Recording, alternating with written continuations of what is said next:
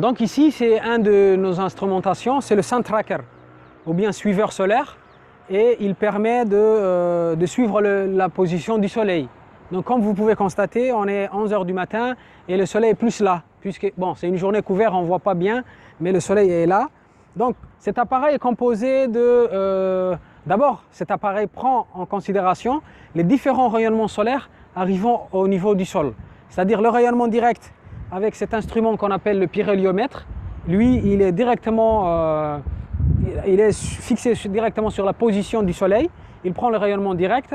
Après, il y a ces rayonnements directs. Il y a aussi les rayonnements diffus.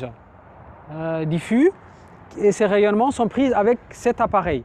Et il y a ces petits bras qui empêchent de recevoir le rayonnement direct. Donc il est tout le temps positionné sur ces pyranomètres et il va l'empêcher qu'il prenne le rayonnement direct parce que c'est le travail de cet appareil. Après, on a ce petit pyranomètre ici. Lui, il prend le rayonnement global.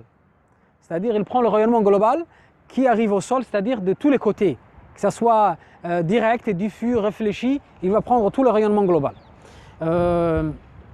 Ces rayonnements globaux, souvent on les mesure pour les projets de centrales solaires plus photovoltaïques. On a besoin du direct pour les projets de centrales solaires qui sont plus, comment dire, cylindro-paraboliques ou bien thermiques. Hein? Voilà, donc il prend ces trois composantes. La globale, c'est la somme de ces deux, mais quand même, il faut avoir une idée de rayonnement direct à Djibouti et de rayonnement diffus. Cet instrument, on l'avait déjà dans le cadre de la centrale solaire, mais cette partie, c'est nouveau en fait. Et c'est la première fois qu'on va mesurer à Djibouti les différentes composantes de rayonnement solaire.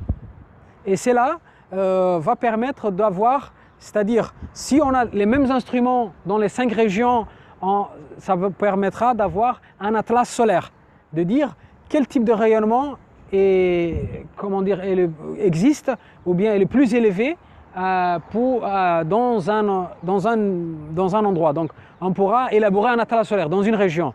Donc on n'a pas d'atlas solaire toujours à Djibouti, mais avec cet instrument on peut faire l'atlas solaire de la République de Djibouti et orienter aussi, c'est un outil d'aide à la décision aussi, orienter nos projets de développement des centrales solaires suivant les résultats qu'on a avec cet appareil et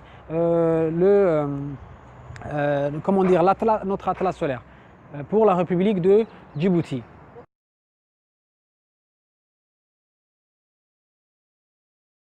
Un ordinateur Oui, il y a tout un système d'acquisition qui en temps réel prend toutes les informations oui, données par le pyréliomètre et les pyranomètres pour donner les différentes composantes de rayonnement solaire et il va se tourner. Si on vient par exemple dans l'après-midi, le soleil est plus vers l'est et il sera tourné de ce côté.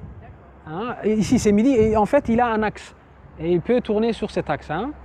Voilà, donc voilà cet outil qui est un outil très important pour le développement des énergies solaires à Djibouti. Ça aussi c'est un de nos projets. Pour le moment on n'a qu'une seule.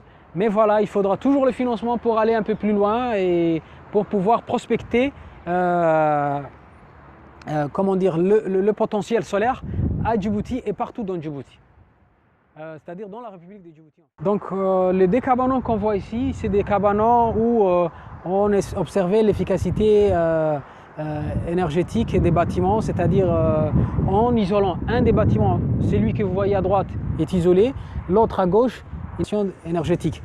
On a vu que le bâtiment avec une isolation avait retenu plus la fraîcheur, mais aussi